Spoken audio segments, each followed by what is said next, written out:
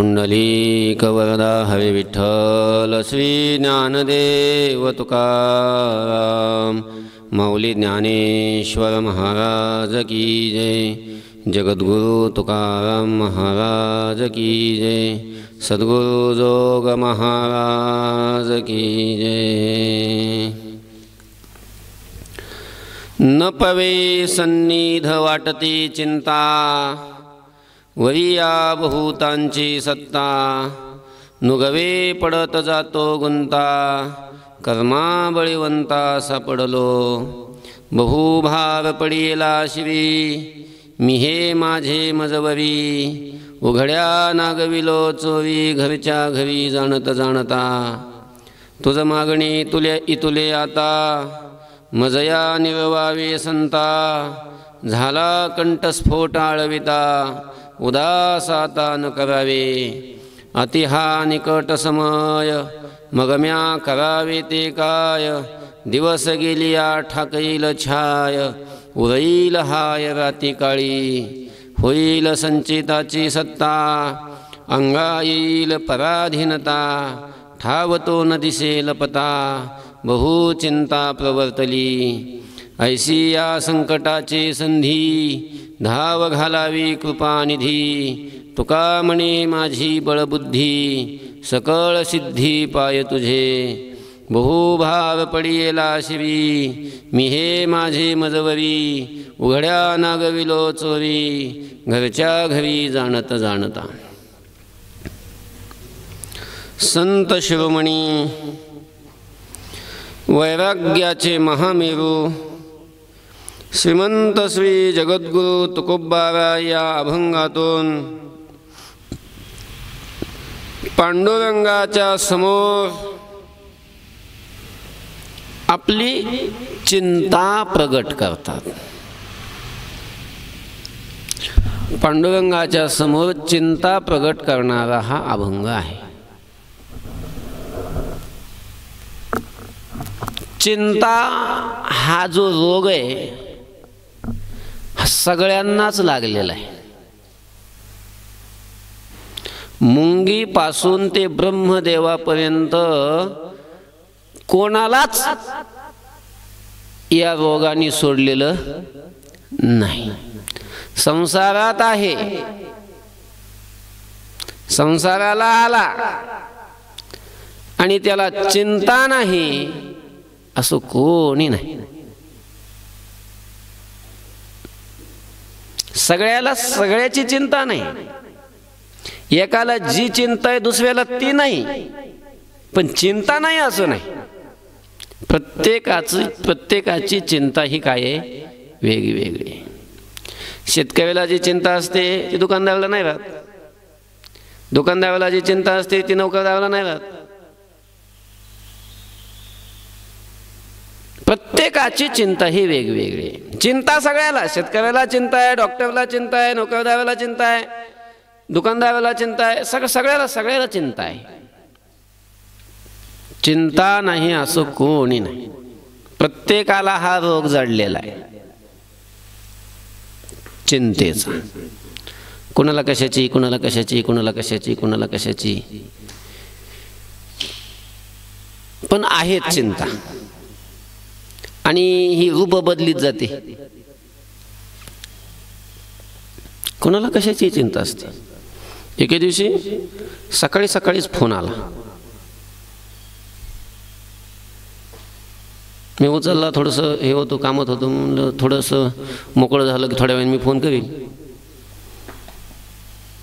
माझं उरकल्यानंतर मी फोन केला, एका मुलाच्या घरून फोन आलेला होता।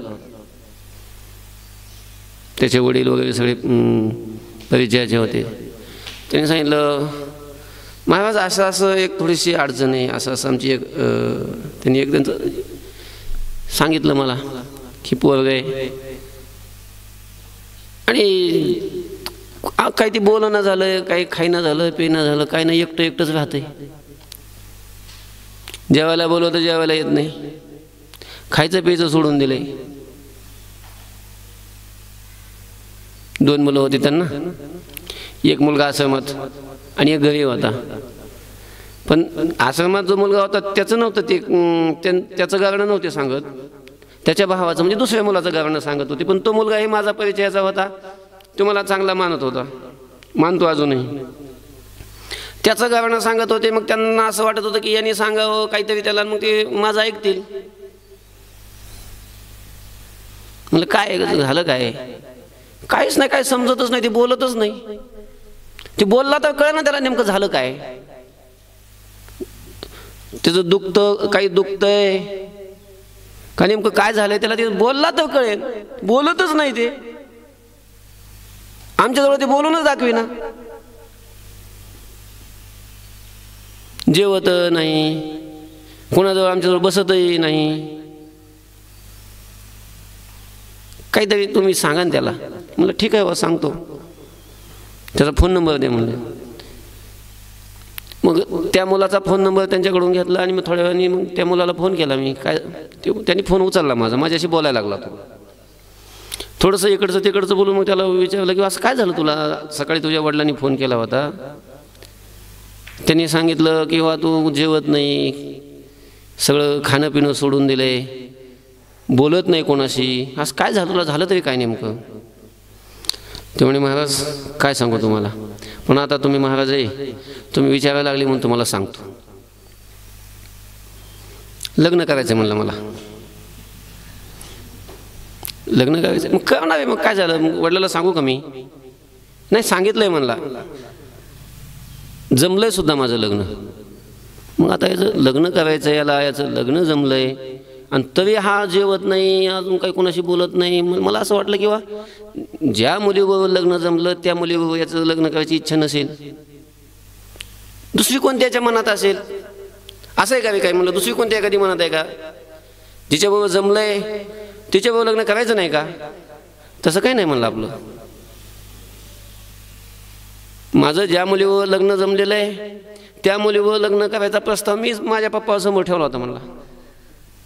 माझ्याच मनात होतं ते.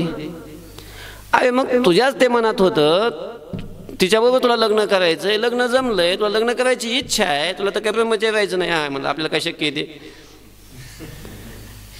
अरे मग तू नाराज का बरे, सगळं तुझ्या इच्छासारखं होऊ लागलंय, तुला लग्न करायचंय, लग्न जमलेलं आहे, तुझ्या आवडीची मुलगी आहे, तुझ्या घरच्यांनी सगळी तयारी केलेली आहे, मग तुला अडचण काय आहे, तू नाराज का बरं, जेवत का बरं नाही. काय म्हणला सगळं सगळं सगळं ठीक आहे मला, पण लॉकडाऊन झालं म्हणलं, आता काय करू. त्याला याची चिंता, कोणाला कशाची, कोणाला कशाची, कोणाला कशाची चिंता नाही असं कोणी जगामध्ये नाही. ज्याचं लग्न झालं त्याला मुलं व्हायची चिंता, ज्याला मुलं झाली ते मूर्ख निघतात, मूर्ख निघाली त्याची चिंता करीत राहतं कसं होईल याचं. चिंता नाही असं जगात कोणी नाही. सगळ्यांना कशाची ना कशाची, कशाची ना कशाची काय आहे, चिंता आहे. तुकोबाबांना ही चिंता आहे. तुकोबाबांच्या अंतःकरणात सुद्धा चिंता होती. तुकोबाबांना तरी चिंतेनं थोडं सोडलेलं होतं. पण मग आपल्या मनातली चिंता कोणासमोर हे माणसं नाही सांगत. तशीच तशीच ती दाबू दाबू दाबू दाबू ठेवतात. असं लोक म्हणतात किंवा थोडं बोललं की मग हलकं होतं जरा. म्हणून आपल्या मनातलं दुःख, आपल्या मनात असलेली चिंता ती बोलून दाखवावी वाटते, मग तसा जीवाभावाचा भेटावा लागतो. एखादा मनुष्य असला ना, मोठा असतो, त्याच्या काळामध्ये त्यांनी कितीतरी नाव कमवलेलं असतं त्याचं. गावामध्ये 10-5 खेड्यामध्ये सगळी त्या परिसरामध्ये त्याचा वलय असतो, कीर्ती असते, प्रतिष्ठा असते त्याची. नंतर वय झाल्याच्या नंतर एवढं काही, मग नंतर त्याच्या हातात काय राहत नाही, सगळं पोराच्या हातात जातं. मग पोराच्या हातात गेल्याच्या नंतर मग त्याच्या इच्छेप्रमाणे काय होत नाही, आणि जे होतंय ते त्याला पाहवत नाही. आणि मग ते नाही पावलं की बोलायला जातं. बोलायला गेलं की मग ते अपमान करतात. मग त्याला खूप वाईट वाटतं. नुसता अपमानच करतात असं नाही, खूप खूप टाकून त्याला बोलतात, त्याची खूप हाडहाड करतात. मग मुलगा, सून, ते नातवंड हे सगळे असे बोलत राहतात. पण तरी कोण बाहेर झालं का नाही, काय चाललं पाटील, हा काय मजेत आहे, आनंदात आहे काय, असं त्याला असं हसूनच बोलावं लागतं. हे फक्त वरून दाखवतो, पण आतून मात्र चिंता असतेच. पण ती लोकांजवळ बोलून नाही दाखवता येत नाही कोणाजवळ बोलून. पण एखाद्या वेळेला का जर त्याच्या समवयस्क त्याचा जुना मित्र जर भेटला, त्याची बी तीच परिस्थिती असते आणि याची बी तीच परिस्थिती, आणि मग कुणी जवळ नाही, दोघंच असे भेटले ना की मग बोलतात आणि मग आपल्या मनातली सगळी एकमेकाची चिंता, एकमेकाचं दुःख ते एकमेकाच्या समोर काय करतात, प्रगट करतात, सांगतात. मग हा त्याला सांगतो, ते त्याचं याला सांगतो, अरे माझं बी असंच आहे, तिथं ते म्हणतो माझं बी असंच आहे. चिंता सगळ्यांनाच आहे. मग ते जसे एकमेकाला चिंता सांगतात, कुणीतरी जीवाभावाचा भेटल्यानंतर आपला कोणी मनुष्य वाटला, आपल्याजवळ मनुष्य सांगत असतो, तसं तुकोबाबाईने आपल्या मनातली चिंता देवाजवळ सांगायला लागले. कारण तुकोबाबाईने देव आपला केला होता, तुकोबाबाईंना देव आपला करायचा होता, देव आपला करायचं तुकोबाबाईने ठरवलं होतं. आणि म्हणून तुकोबाबाई आपल्या ठिकाणी असलेली जी चिंता आहे, आपल्या मनात असलेली जी चिंता आहे, ती चिंता दुसऱ्या कोणाजवळ न सांगता ते कोणाजवळ सांगतात, देवाच्या जवळ सांगतात. देवाच्या जवळ,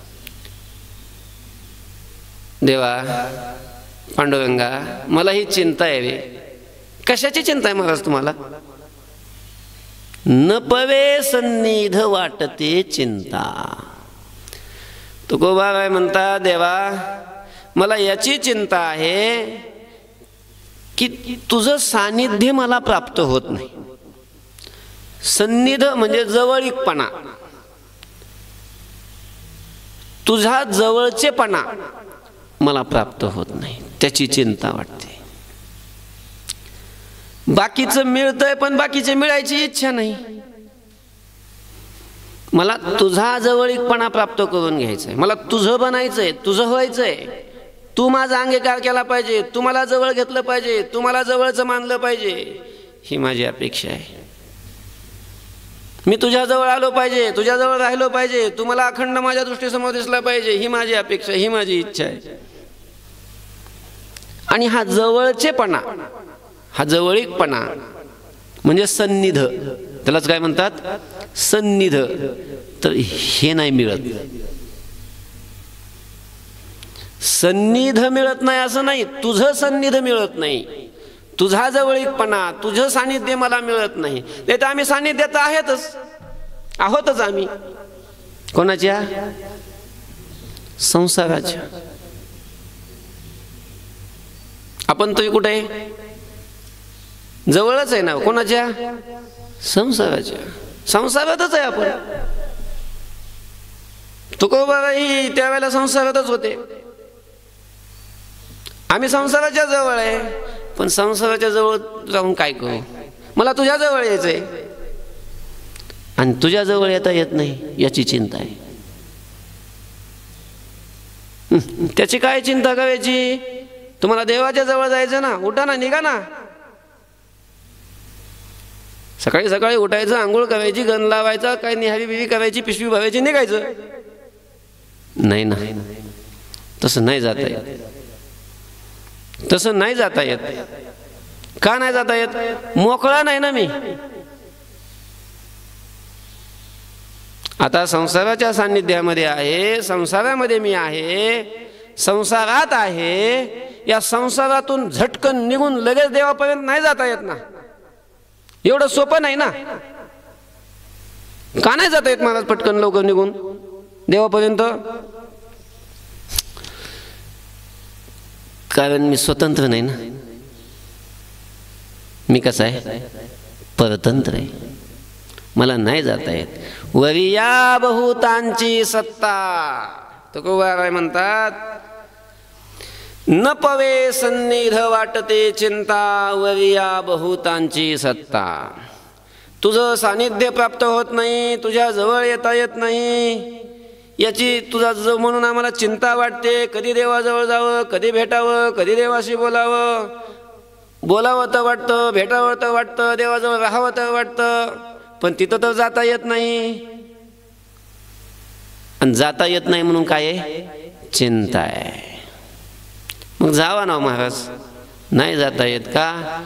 कारण आम्ही स्वतंत्र नाही, आम्ही पराधीन आहोत. आमच्यावर अनेकांची सत्ता आहे, अनेकांची, वरी बहुतांची सत्ता.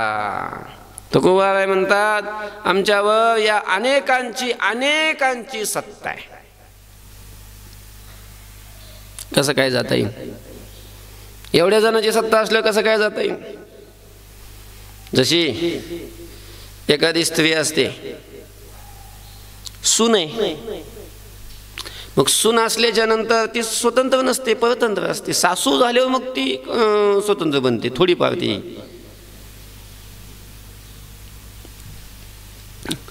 पण मग सून आणि जुन्या काळातली सून म्हटल्यानंतर ती परतंत्रच असते. तिला कुठं जावं वाटलं तरी जाता येत नाही.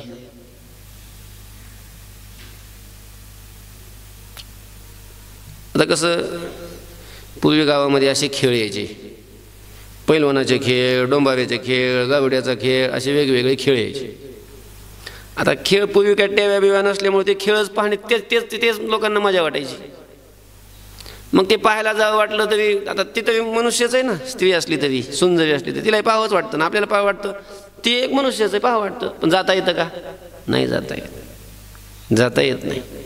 एखाद्या पोराला जावं वाटलं की जाऊन पाहतं ती, पण सुनेला नाही जाता येत का? कारण ती स्वतंत्र नाही, तिच्यावर अनेकांची सत्ता आहे. नवऱ्याची सत्ता आहे, सासूची सत्ता आहे, सासऱ्याची सत्ता आहे, दिराची सत्ता आहे, आणि अनेकांची सत्ता असते, अनेकांचा धाक असतो. ती परतंत्र असते, तिला लगेच जाता येत नाही. तसं संसारामध्ये असलेला जो जीव आहे, संसारामध्ये असलेला जीव हा स्वतंत्र नाही. जरी त्याला देवाकडे जावं वाटलं, देवाच्या जवळ जावं वाटलं, तरी लगेच उठला आणि लगेच देवाजवळ गेला असं होत नाही. उठला आणि गाडीत बसला आणि पंढरपूरला गेला आणि तिथं देवाच्या पाया पडला म्हणजे देवाजवळ गेला असं नाही. ते देवाच्या पाया पडला, मूर्तीच्या पाया पडला. देवाचं खरं स्वरूप जे त्या स्वरूपाजवळ गेला असं नाही.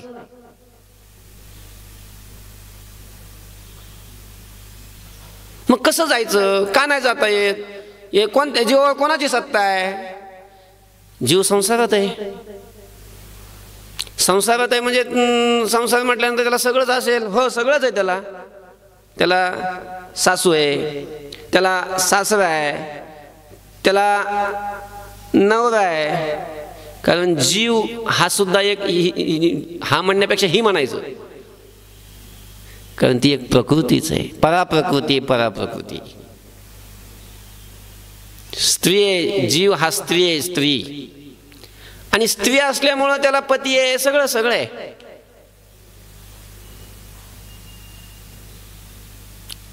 आणि त्या संसारामध्ये जीवाची इच्छा पूर्ण होत नसल्यामुळं त्याला देवाकडे जावं वाटतं. संसारात इच्छा पूर्ण होते का? संसारात इच्छा पूर्ण होत नाही, कोणाकडूनच होत नाही.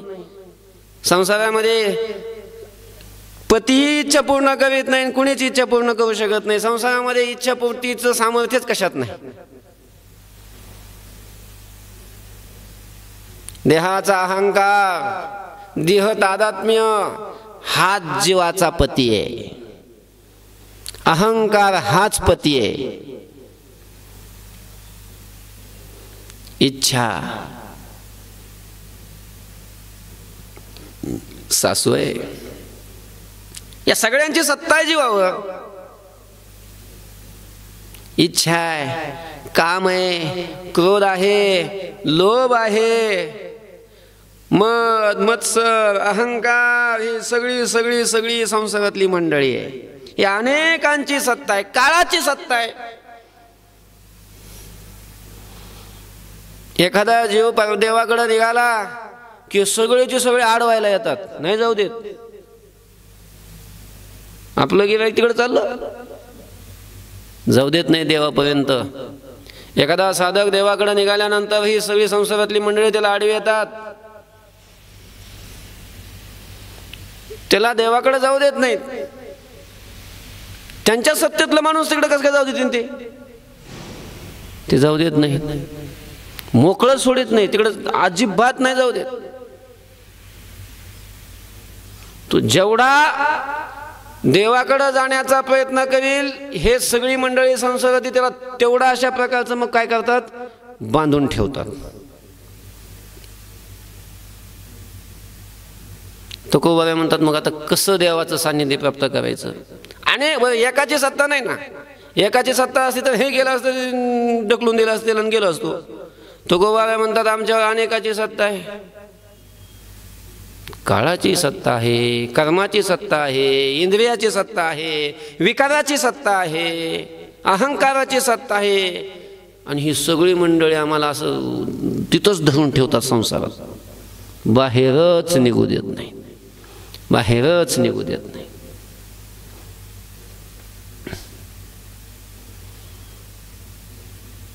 आम्ही निघायचा प्रयत्न केला की जास्तच गुंततो, अजून नुगवे पडत जातो गुंता,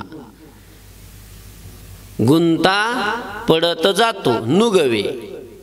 काही कळत नाही काय करावं, अशी थोडी उडी मारायचा प्रयत्न केला संसाराच्या बाहेर की जास्त अजून गुंततो संसारामध्ये. जसं ते हरण असतात ना, हरिण, हरिण, त्या हरिणांना पकडण्याकरता पारधी जाळं टाकतात आणि मग जाळं असं पांगून काहीतरी अशा प्रकारचं मधुर वाद्य वाजवतात किंवा गायन करतात, मधुर गोड गायन करतात. हरिण नावाचा प्राणी हा शब्दप्रिय प्राणी आहे. तो ध्वनी, तो शब्द त्याच्या कानावर गेला की त्या शब्दाच्या दिशेने तो येतो, तल्लीन होऊन जवळ येऊन त्या पारध्याच्या जवळ येऊन तो गायन ऐकतो. आणि ते हरिण जवळ आला दिसला, पारधी गायन बंद करतो. गायन बंद झालं की ते भांबावून जातं, मग ते एकदम घाबरतं. तो पहिले जाळ्यावर आलेला असतो, जाळ्यामध्ये आलेलं असतं ते. मग त्याच्या लक्षात येतं की मग ते गायन बंद झाल्यावर लक्षात येतं की आपल्याबरोबर घात झालाय. आणि मग ते पळायचा प्रयत्न करतो. तोपर्यंत त्याचे पाय गुंतलेले असतात, पाय गुंतलेला असतो. आणि ते गुंतलेला पाय पुन्हा त्यानं असं वडायचा प्रयत्न केला की जेवढा वडील तेवढा आवळतो जास्त,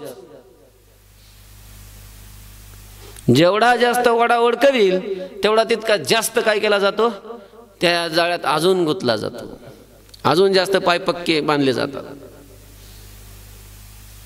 तसं तुकोबाराय म्हणतात, मी संसारामध्ये माझ्यावर ज्यांची ज्यांची सत्ता आहे त्यांच्या तावडीतून सुटायचा प्रयत्न केला, बाहेर निघायचा प्रयत्न केला की अजून गुंतूनच बसतो, जास्त अजून गुंताडा जास्तच वाढतो.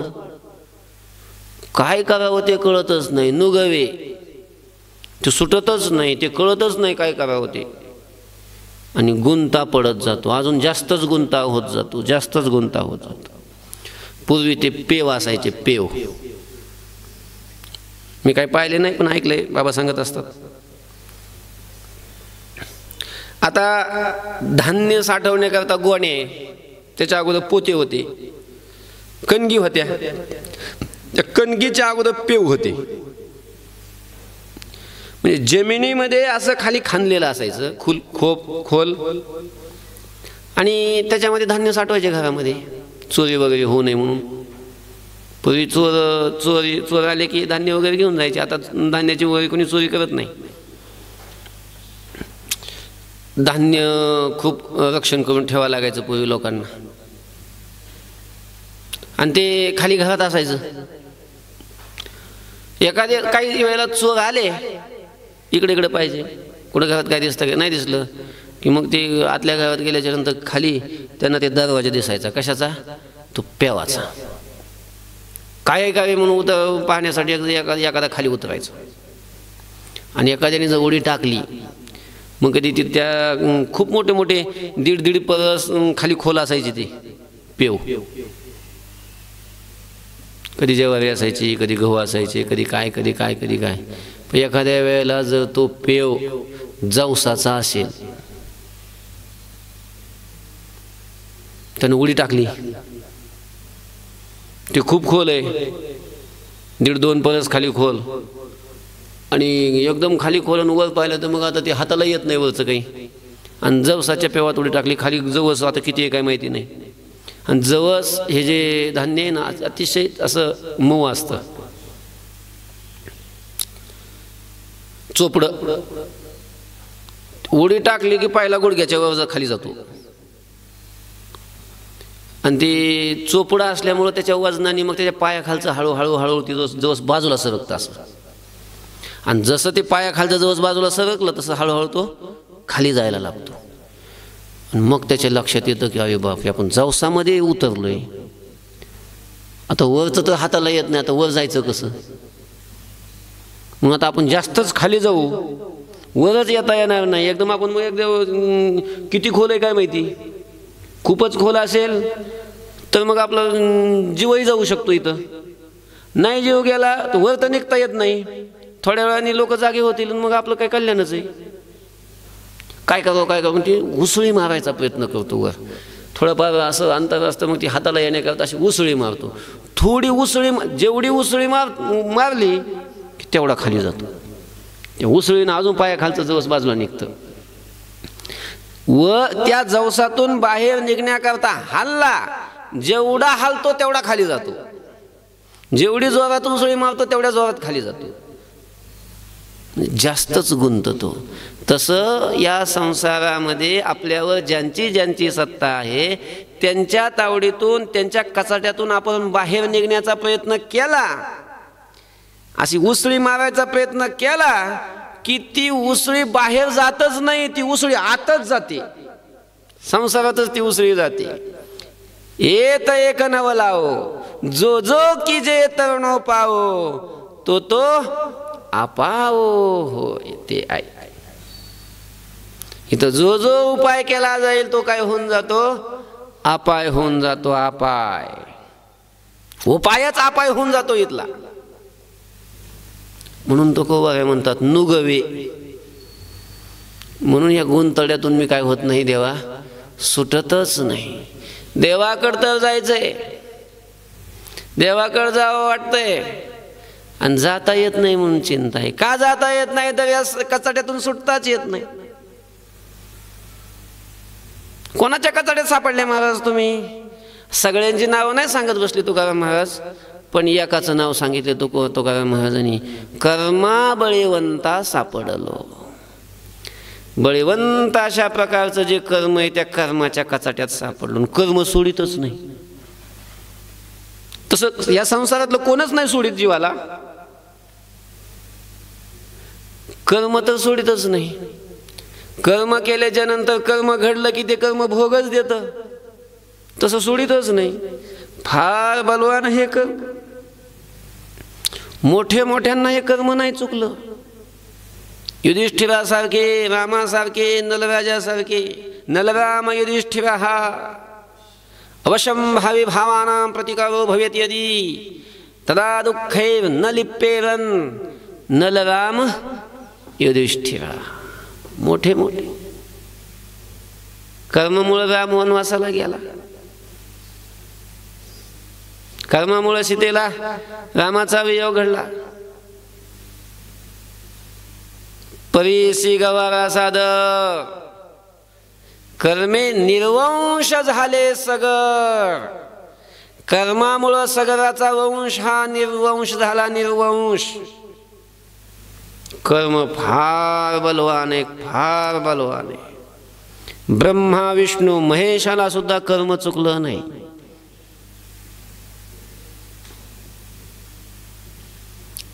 कर्म बलवान आहे, बलवान. ते फल देतच. त्या कर्माच्या कचाट्यातून कोणी कोणी सुटला नाही, कोणी नाही सुटला. मग त्याच्यातून संसारी सुटले नाही, ब्रह्मचारी सुटले नाही, गृहस्थी सुटले नाही, वानप्रस्थी सुटले नाही, संन्यासी सुटले नाही.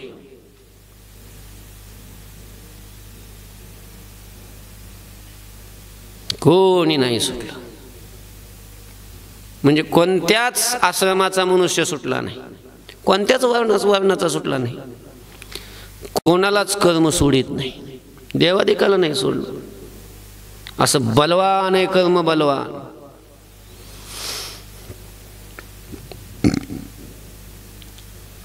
आणि किती बलवान आहे कर्म, अरे बाप बाप बाप. कितीही प्रयत्न करा कर्मातून सुटण्याचा, काहीच फायदा होत नाही. तिथंच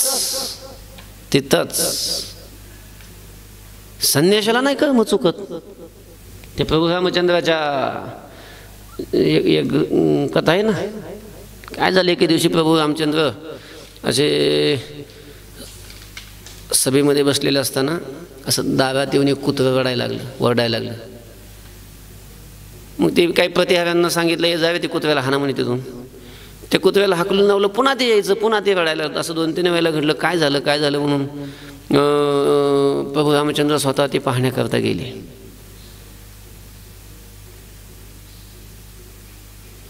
कुत्र्याला लागलं सांगा म्हणे, रामा माझ्यावर खूप अन्याय झालाय म्हणे, मला न्याय द्या, मला न्याय द्या, मला न्याय द्या.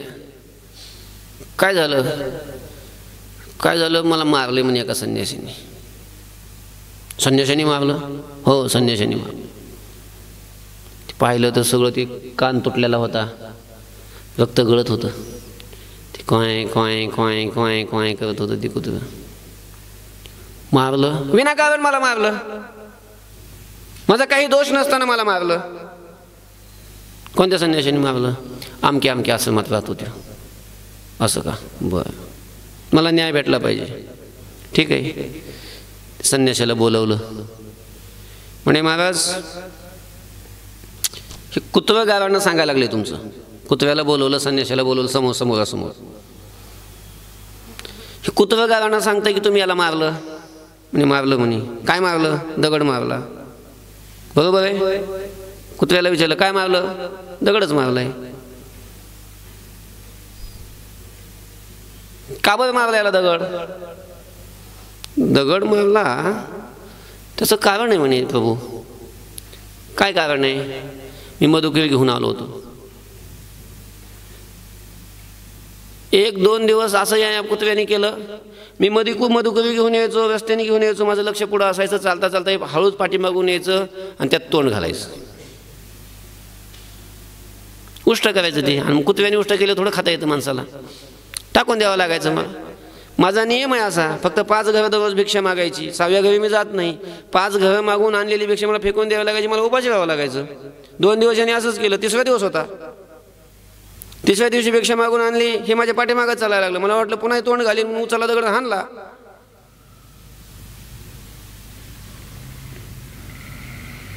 कुत्र्याला विचारलं देवाने कुत्र्याला विचारलं, बरोबर आहे का? म्हणे बरोबर आहे. पण माझं काय चुकलं म्हणे देवा? काय चुकलं म्हणजे? त्याच्या भाकरी तोंड घातलं तू. तोंड घालणं माझा स्वभावच आहे. म्हणजे मी कुत्रच आहे.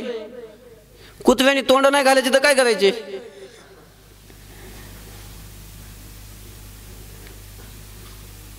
मी जर तोंड नाही घातलं कशामध्ये, मला कुत्रच कोण म्हणीन? देवाने सांगितलं ते बरोबर आहे. तोंड घालणं कुत्र्याचा स्वभावच आहे. पण मी जरी कुत्रा असलो, माझा तो स्वभाव असल्यामुळे, हा तर साधू आहे ना, हा तर संन्यासी आहे. आणि साधूच्या अंतःकरणामध्ये दया पाहिजे. मग दया या गुणाचा आश्रयाने करायला पाहिजे, आणि केला नाही, याला क्रोध आला म्हणजे याचा दोष आहे, याला शिक्षा द्या, याला दंड द्या. बरोबर आहे. त्या साधूला विचारलं तुमचा गुन्हा कबूल आहे तुम्हाला? हो कबूल आहे म्हणे. दंडाला पात्र आहे मी. साधू असून सुद्धा मी क्रोध केला, कुत्र्यावर क्रोध केला. प्राणी आहे तो, मुक जनावर आहे ते, तरी क्रोध आला मला, दंडाला पात्र आहे मी. संन्यासी असून साधू असून मला क्रोध आला म्हणजे मी दंडाला पात्र आहे. मी काय दंड द्यायचा? ते कुत्रं बोलायला लागलं म्हणे महाराज थांबा, अपराध माझा केलाय त्यांनी, तो गुन्हेगार माझा आहे, दोष माझा केलाय, मी म्हणतो ती त्याला शिक्षा द्या. काय शिक्षा द्यायची याला? आपल्या आश्रमातला सगळ्यात मोठा तो मठ आहे की नाही, त्या मठाचा अधिपती करायला. मठाचा अधिपती करा. हां ठीक आहे, म्हणजे अधिपती करून टाकतो. भगवंताने सांगितलं अधिपती करून टाकतो. पण बाकीचे सगळे लोक कुचकुच करायला लागले. असं कसं काय? कुत्र्याचा याने अपराध केला आणि कुत्र्याचा अपराध केल्याच्या नंतर याला दंड द्यायच्या ऐवजी हे त्याचा मठाचा अधिपती करणं म्हणजे पारितोषिक झालं हे. हा कुठं दंड आहे का? कुत्रं हसायला लागलं म्हणे ते पारितोषिक नाही, हा दंडच आहे म्हणे. कसं काय दंड आहे? मग ते सांगायला लागलं मठाधिपती झाल्याच्या नंतर मग कळतं कसं काय ते. मला जे कुत्रं व्हावं लागलं ना, मला जे कुत्रं व्हावं लागलं त्याचं कारणच आहे की मागच्या जन्मात मी मठाधिपती होतो, तिथंच होतो. आणि मठाधिपती झाल्याच्या नंतर त्याच्याकडून जे दोष घडतात त्या दोषामुळे त्याला काय व्हावं लागतं? कुत्रं व्हावं लागतं, कुत्रं. आणि त्या दोषाने हा कुत्रं झाला पाहिजे आणि मग ह्याला कोणी दगड हाणला पाहिजे कोणीतरी. म्हणजे संन्यासी जरी असला आणि मठाधिपती जरी असला तरी त्याला सुद्धा कर्म, तो सुद्धा कर्माच्या कचाट्यातून सुटत नाही. असं हे कर्म काय बलिवंत आहे. कर्मा बळीवंता सापडलो. बळीवंत अशा प्रकारच्या कर्माच्या कचाट्यात मी काय झालो? सापडलो. कर्माच्या कचाट्यात सापडलो, संसारात गुंतलो. कर्माच्या कचाट्यात सापडलं का नाही, मग कर्म आहे ना जसं ठेवील तसं राहावं लागतं, जिथं ठेवील तिथं राहावं लागतं, जितके दिवस ठेवील तितके दिवस राहावं लागतं. आणि कर्म एका जागेवर नाही राहू देते. कर्मामुळं जन्म घ्यावा लागतो, कर्मामुळंच मग सगळे सुखदुःखाचे भोग होतात, कर्मामुळंच मृत्यू येतो. आणि एकदा नाही, कर्म घडलं की त्या कर्मामुळं जन्म, आणि जन्म झाला शरीर भेटलं की पुन्हा त्या शरीरात कर्म, कर्म घडलं की कर्म करत करत मरायचं, पुन्हा त्या कर्मामुळं पुन्हा जन्म. हे सारखं चक्र सुरू राहतं, सारखं चक्र. जन्म मरण, जन्म मरण, जन्म मरण असं फिरत अनेक योनी फिरत फिरत फिरत फिरत फिरत फिरत 84 लक्ष योनी फिरतो आणि एखादा मनुष्यदेह प्राप्त होतो. त्या मनुष्यदेहामध्ये अजून कितीतरी कर्म करतो, करोडो करोडो जन्माला पुरेल इतकं कर्म एका मानव देहामध्ये निर्माण करतो. आणि पुन्हा ते कर्म भोगीत राहतो, पुन्हा आधी भोगून भोगून अनेक योनी भोगून पुन्हा मनुष्य जन्माला येतो, पुन्हा कर्म करतो, पुन्हा अनेक जन्म मृत्यूचे दुःख भोगीत राहतो. हे कर्म सोडितच नाही, सारखं असं फिरवीत राहतं, सारखं फिरवीत राहतं जीवाला. देवा या कर्माच्या कचाट्यात सापडलो, आणि कर्माच्या कचाट्यात सापडल्यामुळं मला सारखं फिरावं लागतं. देवा कसा यायचो मी तुझ्यापर्यंत? तुझं सानिध्य कसं प्राप्त व्हायचं मला? देवा फार चिंता वाटते रे, नपवे सन्निध वाटते चिंता. बरं देवा असंही आम्हाला जे फिरावं लागतं का नाही? बरं फिरायचं असल्यानंतर कसं असतं, रिकामा माणूस असल्यावर नुसतं चालायला मग बरं वाटतं. आता दिंडीत माणसं असतात ना, दिंडीत चालताना कसं असतं, किंवा काही आता कपडे वगैरे लागतातच, सगळे काही असं गाडीत टाकता येत नाही. काही ना काही अंडर पॅन्ट टावेल ते तरी बरोबर ठेवावंच लागतं, पण त्याचं लईच वजन होतं. काहीचे टाळ असतात, पताके असतात, पिशवे बोचके, आणि तेवढं घेऊन चालायचं म्हणजे लईच रिकामं चालायचं एवढं नाही त्रास वाटत, पण वजन असल्यानंतर खूपच चालायचं मग जीवावर येतं.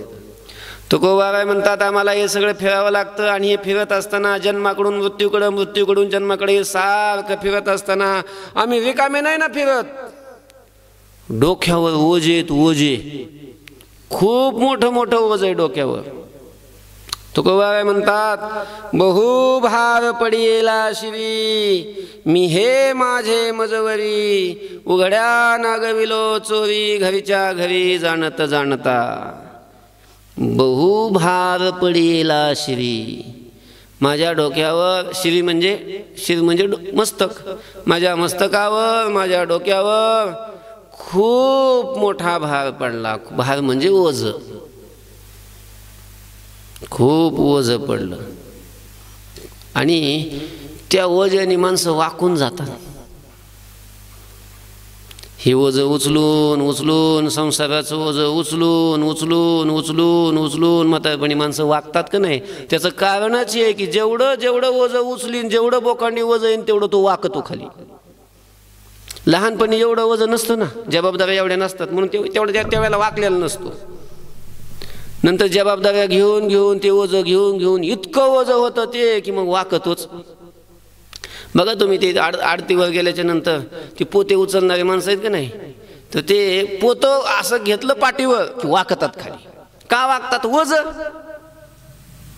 ते काय आहे? वज. आता हे म्हातारे माणसं वागतात, ते वज दिसत नाही पण ते वज असतंच, आणि त्याच्यामुळेच ते काय होतात? वागतात. त्याच्यामुळेच वागतात. हे अहो कुठं वज आहे? आमच्या तर पाठीवर काहीच नाही, आमच्या मानेवर काहीच नाही, आमच्या डोक्यावर कुठं काय आहे? डोक्यावर खूप मोठं ओझ आहे, पण हे चांबड्याच्या डोळ्याला नाही दिसत. बुद्धीचे डोळे उघड जावा, मग कळतंय ओझ आहे की नाही. कुठे ओझ? कशाचं ओझ आहे आमच्या डोक्यावर? तो गोबाबाई म्हणतात आमच्या डोक्यावर तर आहे वा, तुझ्या आहे का नाही काय माहिती. कशाचं ओझ आहे? तो गोबाबाई म्हणतात मी हे माझे मजवरी, मजवरी मी आणि हे माझं, हे बहुभार शिरी पडियेला. माझ्यावर मी आणि माझं हे बहुभार शिरी पडियेला.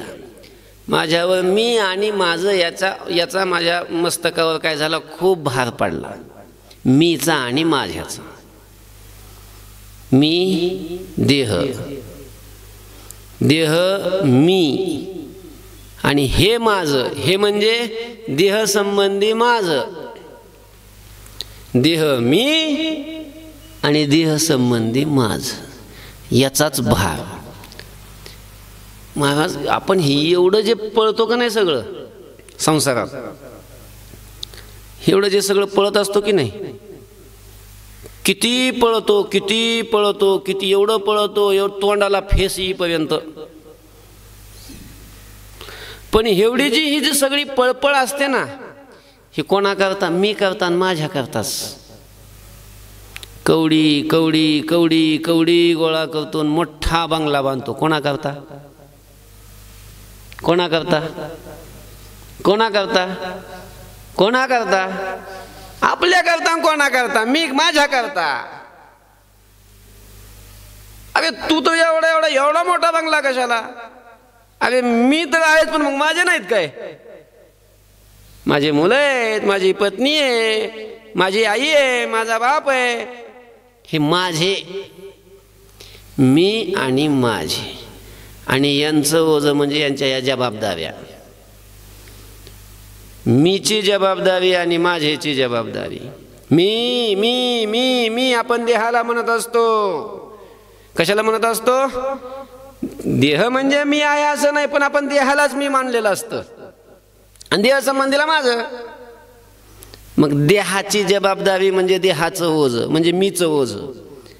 आणि देह संबंधी जे लोक आहेत, देह संबंधी जे पदार्थ आहेत, त्या पदार्थाचं जबाबदारी म्हणजे माझ्याचं ओझं. इतकं पडलं ना, अरे बाबा हे फारच ओझं आहे डोक्यावर, आणि हे ओझं घेऊन फिरावं लागतं. कुठल्याही जन्मात गेलो तरी हे ओझं सोबतच असतं. काय? या देहामध्ये आपण ज्या देहाला मी समजतो तो देह नाही सोबत येत, पण ते ओझं येतं सोबत. देह संबंधी नाही सोबत येत, पण देह संबंधीचं जे ओझं असतं ते सोबतच असतं. कारण या देहातून आपण दुसऱ्या देहात गेलो की त्या देहाला मी म्हणतो, आणि त्या देहाच्या संबंधी जे पदार्थ आहेत त्या देहा संबंधी पदार्थाला माझं म्हणतो. ते मी माझं ते असतंच सोबत. कुठेही तुम्ही जा.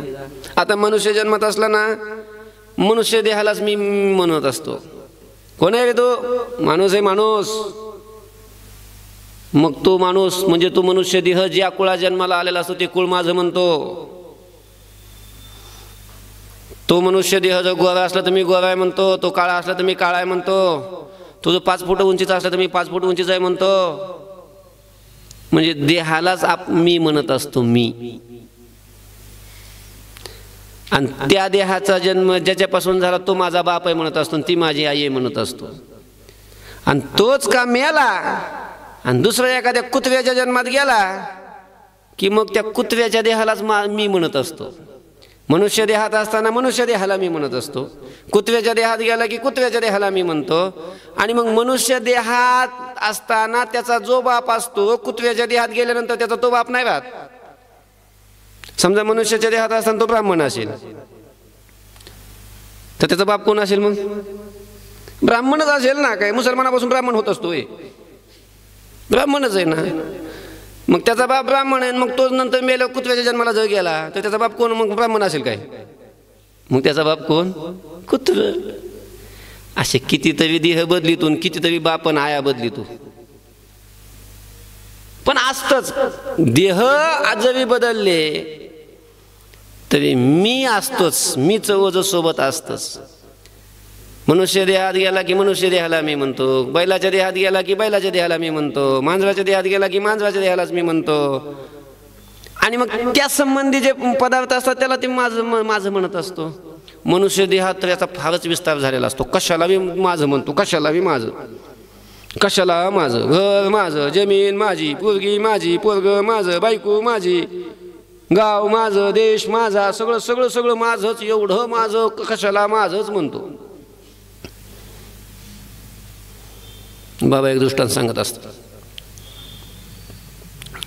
हे माझं माझं. आता पावसाळा सुरू झाला की त्या ह्याच्यामध्ये एक ऋषीपंचमीचा सण येतो बघा. पोळ्याच्या आसपास ऋषीपंचमीचा सण येतो. त्या ऋषीपंचमीच्या सणाच्या दिवशी आहे ना, मग त्या दिवशी म्हशीला फारच महत्त्व असतं. मग त्या दिवशी गाईच्या दुधाचं काहीच नाही चालत. बैलाचं गाईचं त्या दिवशी नाही चालत काही. मग घरातलं सारवायचं जरी असलं, आता सारवितच नाही म्हणा कोणी, सगळ्या फारशा झाल्यात घरानी, पण पूर्वी सारवायचे लोक म्हणजे बाया सारवायच्या. पण ते सारवायचं म्हणजे कशाने? शेणाने. आणि ते शेण कशाचं? गाईचं असायचं. गाईच्या शेणाने दररोज सारवावं लागायचं. घरी दूध गाईचंच असायचं. दूध गाईचं, शेण गाईचं. कारण आपल्या धर्मामध्ये, वैदिक संस्कृतीमध्ये गाईला खूपच पवित्र मानलेलं आहे. गाईचं दूध पवित्र, दूध पवित्र आणि गोड. पाहे पा, दूध पवित्र आणि गोड. पवित्र आहे दूध. दूध गायच पवित्र आहे म्हणून तर गायची पूजा करतात आपल्यात. गाय पवित्र असल्यामुळे गाईचं दूध पवित्र, गाईचं मूत्र पवित्र, गाईचं शेण पवित्र, गाईचं सगळंच पवित्र. गाय ज्या गोठ्यात बांधली जाते तो गोठासुद्धा पवित्र असतो. गाईचे चरण ज्या धुळीला लागतात ती धूळ पवित्र होते. ती धूळ जर आपल्या अंगावर घेतली, त्या धुळीनं स्नान केलं तर कितीतरी पाप नष्ट होतात. गोमूत्राने स्नान केल्यानंतर त्याचा फायदा वेगळा. गाईच्या शेणाने स्नान केल्यानंतर त्याचा फायदा वेगळा. हे शास्त्रामध्ये त्याचं ते मला ते सांगायचं नाही आता एवढं विस्ताराने. आपल्यात गाईच्या शेणाला जास्त महत्त्व आहे. पण ऋषीपंचमीचा सण आहे ना, त्या दिवशी गाईचं काहीच वापरत नाहीत महिला. त्या दिवशी चहा करायचा असला तरी गाईचं दूध नाही, मग त्या दिवशी म्हशीच्या दुधाने चहा करणार. बासुंदी करायची असली तरी म्हशीच्या दुधाची. कुठलाही पदार्थ करायचा असला तरी म्हशीच्या दुधाचा. घर सारवायचं असलं तरी गाईच्या शेणानं सारवित नाहीत. मग त्या दिवशी शेण कशाचं? म्हशीचंच शेण. खेडगाव, पूर्वीचा काळ, सगळ्या गावरान गाई गावात. आता जरशा झाल्या. पूर्वीचा काळ म्हणून सांगितलं. पूर्वीचा काळ गावरान गाई सगळ्या गावामध्ये. एकच म्हैस. एकच म्हणण्यापेक्षा एकाच घरी म्हशी होत्या. म्हैस म्हणण्यापेक्षा म्हशी होत्या 10-15 म्हशी, पण एकाच बाईकडं. आणि मग आता पूर्वी असं होतं की घर झाडायचं म्हणजे झाडायचं, सारवायचं आणि सडा टाकणे असं नियमानच असायचं. हे त्याच्याशिवाय पुढचं काहीच होतच नव्हतं.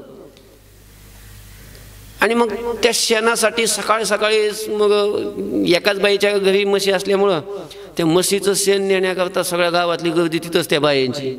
आम्हाला शेण द्या, आम्हाला शेण द्या. आता म्हशी फक्त हिच्याकडेच होत्या. मग तिचा भाव वाढला, ती मग फुकट द्यायला, ती विकत द्यायला लागली. शेण विकत द्यायला लागली म्हशीचं, तराजून मोजून. कसं किलो देत होती आता मला काही ती भाव नक्की माहिती नाही, पण विकत देत होती ती, विकत. बराच वेळ झाला, 8, 9, 10 वाजले, ती शेणच विकत होती. त्या मशीनना पाणी नाही, चारा नाही, काय नाही. 10 वाजता थोडीशी गर्दी कमी झाली आणि मग तिनं पाणी पाजण्यासाठी म्हशी सोडल्या. त्या पाणी पाजण्याकरता त्या जिथं बांधल्या होत्या त्या गोट्यापासून ती दुसरीकडं, दुसऱ्या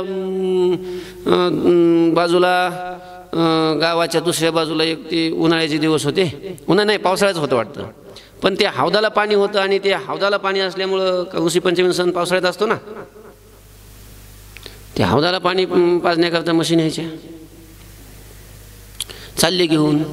त्या म्हशीचं असं असतं ना, म्हशी कोणत्याही जनावराचं, सगळे जनावर सोबत नाही चालत. एखादं पुढं जातं, काही 10-5 मागं राहतात. आता मग त्याला कसं बहुमताला की महत्त्व द्यावं लागतं त्या जनावर गुरं राखणाऱ्याला. जास्त जनावर जे जिथं आहे तिथं थांबावं लागतं. एक म्हैस अशी पुढं गेली, लांब पुढं सन पुढं गेली, बाकीच्या 10-5 म्हशी पाठीमागं राहिल्या.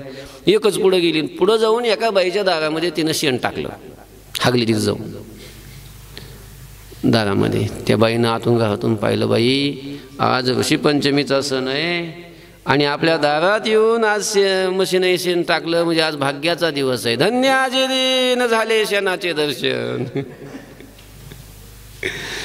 पळतच आली बाहेर टोपलं घेऊन, लगेच ते शेण भरलं टोपल्यात, उचलायला लागली. तेवढ्यामध्ये ती म्हशी घेऊन ती बाई, ती मालकीन म्हशीची तिथपर्यंत आली. ए बाई, ए खाली ठेव शेण.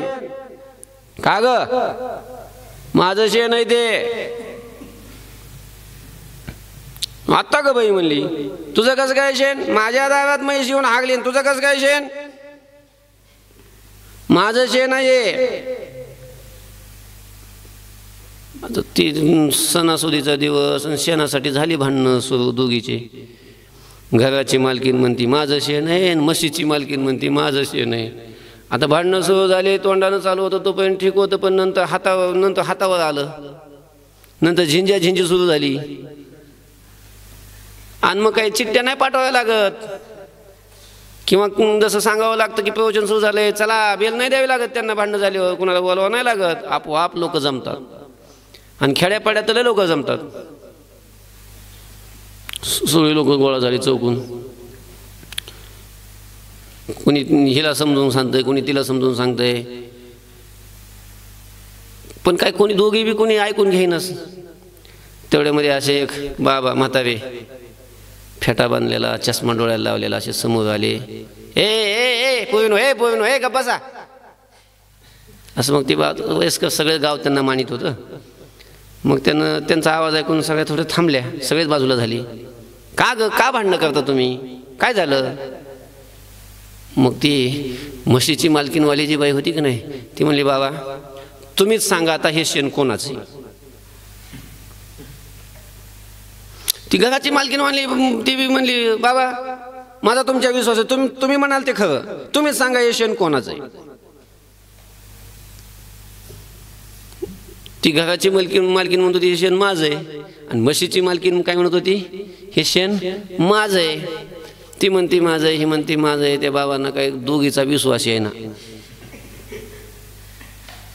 पुन्हा त्या बाईच्या तोंडाकडे पाहायचा, शेणाकडे बघायचा. ह्या बाईच्या तोंडाकडे पाहायचा, शेणाकडे बघायचा. हिच्या तोंडाकडे बघायचा, पुन्हा शेणाकडे पाहायचा. हिच्या तोंडाकडे बघायचा, पुन्हा शेणाकडे बघायचा. त्याला वाटलं काही तर गोंधळच होतोय काहीतरी.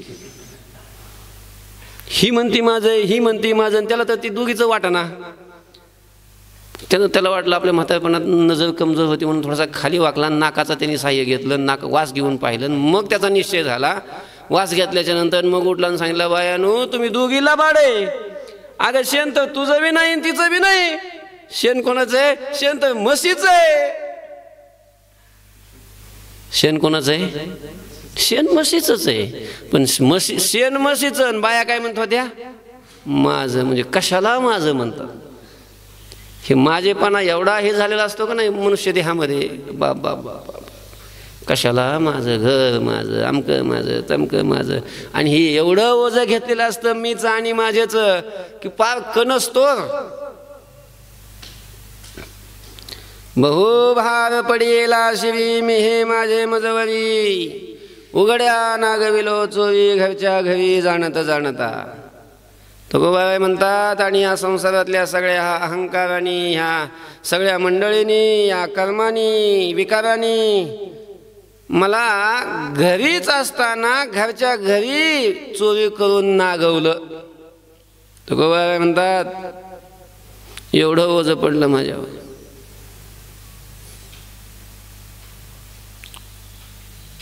ओझं पडलं, हां ओझं तर आहेच, पण चालत असताना चोरी झाली माझी आणि चोरून मला नागवं केलं. चोरी नागविलो, उघड्या नाग, उघड उघड उघड, मग चोरी करून मला काय केलं, नागवलं, नागडं केलं. अंगावर कपडे सुद्धा नाही ठेवले. कुठे गेलते तुम्ही चोरी करायला? कुठं काय घातलं काय अडवणात? नाही हो म्हणले, घरीच होतो. घरच्या घरी जाणत जाणता, घरच्या घरी, हो घरीच होतो. कोणत्या घरी? घर म्हणजे काय? घर म्हणजे शरीर. या शरीरातच होतो. आणि या शरीरातच असताना आणि सगळं जाणत असताना सुद्धा या कामाने, क्रोधाने, लोभाने, अहंकाराने, या कर्माने, ह्या सगळ्या विकाराने मला काय केलं, नागवलं, चोरी केली. तुमची चोरी केली महाराज? हां. काय काय नेलं, काय ठेवलं तुमच्याजवळ? अहो काहीच नाही ठेवलं, कपडे सुद्धा नाही, अंडरपॅन्ट सुद्धा नाही ठेवली जवळ. नागडं केलं, नागडं. सगळं जेवढं होतं काय काय तेवढं नेऊन गेलं, चोरी केली. असं काय नेलं? जे काय माझं होतं ते सगळं नेलं. तुमचं काय होतं पहिलं तुमच्याजवळ? माझं काय होतं? तुकोबाबाई म्हणतात, माझं सच्चिदानंदत्व याने हिरावून घेतलं. या अविद्येनी, या विकारांनी मी सत असताना, मी अमर असताना मला अमर यांनी ठेवलं नाही. माझं अमरत्व हिरावून नेलं. मी आनंद रूप असताना आता यांनी मला दुःख भोगायला लावलं, म्हणजे माझा आनंद सुद्धा यांनी हिरावून नेला. तसं मी मुळात सत आहे, चित आहे, आनंद आहे, ज्ञान हे माझं स्वरूप असताना सुद्धा या संसारातल्या मंडळींनी माझं ज्ञान हिरावून नेलं आणि मला अज्ञानी बनवलं. काय ठेवलं यांनी माझ्याजवळ? आता काय काय नाही ठेवलं. माझ्या स्वरूपाचं सुद्धा ज्ञान यांनी ठेवलं नाही माझ्याजवळ. माझ्या स्वरूपाला सुद्धा हिरावून नेलं. असं चोरी झाली आणि मला नागवलं. उघड्या नागविलो चोरी घरच्या घरी जाणता जाणता. म्हणून देवा पांडुरंगासमोर चिंता सांगता तुकोबाबाई, पांडुरंगा तुझ मागणे तुले आता, मजया निर्वावे संता, झाला कंठस्फोट आळविता, उदास आता न करावे. म्हणून पांडुरंगा तुला आता एवढंच मागणं आहे. काय मागणं आहे? की या संता निर्वावे, मला या संतांच्या स्वाधीन करावं. तेव्हा तुम्हाला या संतांच्या स्वाधीन कर. निर्वावे म्हणजे काय? स्वाधीन करावं. तुम्हाला संतांच्या स्वाधीन कर. संतांच्या, हा मागणे एक तुझं प्रती आहे, देशील तरी पाहे पांडुरंगा, या संतास निरवी हेची मजदी, अनेक तुझे काही न मागो देवा. या संतास निरवी, या संतास निरवी म्हणजे या संतांच्या स्वाधीन कर.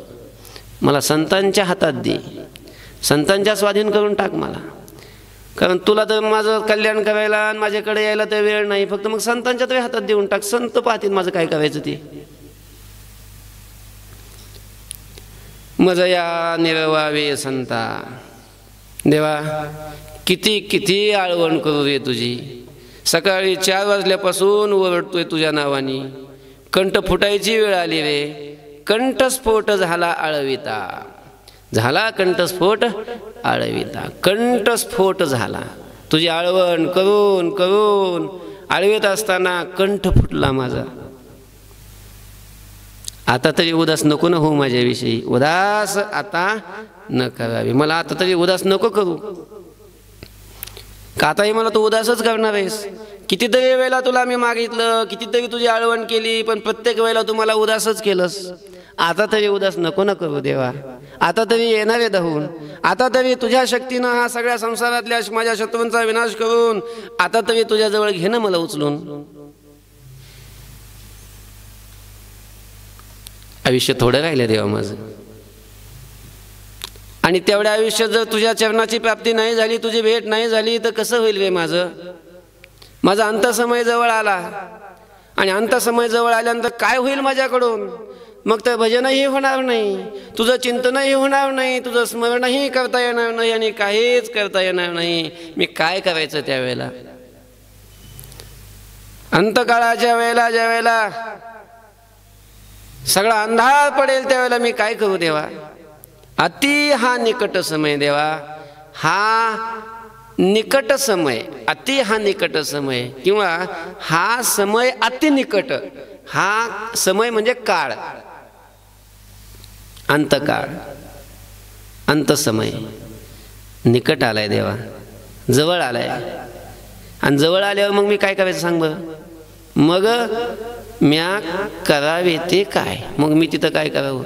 आता जर मी वाळवण नाही केली, आता जर तू धावून नाही आला, अंतसमय आल्यानंतर मी काय करू मग सांग. दिवस गेले ठाक येईल छाय. एकदा दिवस निघून गेल्याच्या नंतर, दिवस संपल्याच्या नंतर छाय ठाक येईल. छाय म्हणजे सावली, छाया म्हणजे काय, सावली. सावली म्हणजेच अंधार, सावली म्हणजेच काय, अंधार. दिवस निघून गेला, दिवस संपला, सगळीकडे अंधार पसरेल. आणि मग रात्रीच्या काळी अंधारात काय उरणार आहे. उरेल हाय, नुसती हाय हाय करायचं, उरेल उरेल. मग दुसरं काय, काही करता नाही आलं. अंतकाळाच्या वेळेला सगळा अंधार जिकडे ज्या वेळेला सगळा पडेल, दिवस संपून जाईल, म्हणजे आयुष्याचा दिवस संपेल. आयुष्याचा दिवस, आयुष्यरूपी भानू अस्ताला ज्या वेळेला जातो त्यावेळेला सगळीकडे अंधार पडेल. आणि त्यावेळेला काय होईल मग. काही नाही होणार, फक्त हाय हाय करायची उरेल. फक्त माणसं हाय हाय करतात मग त्यावेळेला. आणि त्यावेळेला मग संचिताची सत्ता होईल. होईल संचिताची सत्ता, अंगा येईल पराधीनता, ठावतो न दिसे लपता, बहु चिंता प्रवर्तली. तुकोबाराय म्हणतात मग त्या अंतकाळाच्या वेळेला माझ्यावर संचिताची सत्ता होईल, कर्माची सत्ता होईल. संचित म्हणजे कर्म, संचितातलं कर्म, त्याची सत्ता होईल. आणि मग त्या संचितातल्या कर्मानुसार मला पुढच्या योनीला जावं लागेल, पुढचा जन्म घ्यावा लागेल. मी स्वतंत्र नाही राहणार त्यावेळेला, कर्माच्या अधीन होऊन जाईन. माझ्या अंगी पराधीनता येईल, अंगा येईल पराधीनता. आणि मला नको वाटलं, नको आता पुढच्या जन्माला जायला, कोणत्या आता मुक्त व्हावं वाटलं, तुझ्याकडे यावं वाटलं, तरी मला त्यावेळेला मग काही करता येणार नाही. संचित जिकडं घेऊन जाईल तिकडं जावं लागेल, जिथं घेऊन जाईल तिथं जावं लागेल. ते नको वाटलं म्हणून पळून जायचा प्रयत्न केला तर लपायला जागा नाही सापडणार. ठावतो न दिसे लपता, लपता ठावतो न दिसे. लपण्याकरता ठाव सुद्धा दिसणार नाही, ठिकाण सुद्धा दिसणार नाही. देवा अशी खूप चिंता निर्माण झाली रे मला, काय करू. बहु चिंता प्रवर्तली. देवा असं संकट आलंय माझ्यावर, काय करू. ऐसी या संकटाचे संधी, धाव घालावे कृपानिधी. तुका म्हणे माझी बळबुद्धी, सकळ सिद्धी पाय तुझे. तुकोबाबाई म्हणतात अशा या संकटाच्या संधीच्या वेळी कृपानिधी, हे पांडुरंगा, हे मायबापा, तू धाव घालवे, धाव घाल, धाव घालावी. धावून ये, धाव घाली आई आता पाहती सकाळी. तुका म्हणे माझी बळबुद्धी, सकळ सिद्धी पाय तुझी. तुकोबाबाई म्हणतात देवा आता माझं बळ म्हणजे शक्ती, माझी बुद्धी आणि माझी सकळ सिद्धी, सगळ्या माझ्या मला जे काही मिळवायचं, जी काही सिद्धी आहे, माझं आता फक्त तूच आहे, तुझे पाय आहे. माझं बळ तूच आहेस, तुझे पाय म्हणजे तू, माझी बुद्धी तूच आहेस, आणि माझं जे काही सिद्धी आहे, माझे जे काही आहे ते सगळं तूच आहेस. म्हणून देवा फार चिंता वाटते रे, फार चिंता वाटते. बहु भार पडी येला शिवी, मी हे माझे मजवरी, उघड्या नागविलो चोरी. घरच्या घरी जाणता जाणता पुंडलिक वरदा हरी विठ्ठल श्री ज्ञानदेव तुकाराम माऊली ज्ञानेश्वर महाराज की जय, जगद्गुरु तुकाराम महाराज की जय, सद्गुरु जोग महाराज की जय। विठ्ठल विठ्ठल विठ्ठल विठ्ठल विठ्ठल विठ्ठल विठ्ठल पुंडलिक वरदा हरी विठ्ठल श्री ज्ञानदेव माऊली ज्ञानेश्वर महाराज की जय। कोष्टी महाराज हे यूट्यूब चॅनल आजच सबस्क्राईब करा, बेल आयकॉनवर क्लिक करा। शुद्ध सांप्रदायिक चाली, कीर्तनं, प्रवचनं, कथा, पारायणं असे वारकरी संप्रदायाशी संबंधित व्हिडिओ पहा। आपणही पहा आणि इतरांनाही आग्रहपूर्वक सांगा।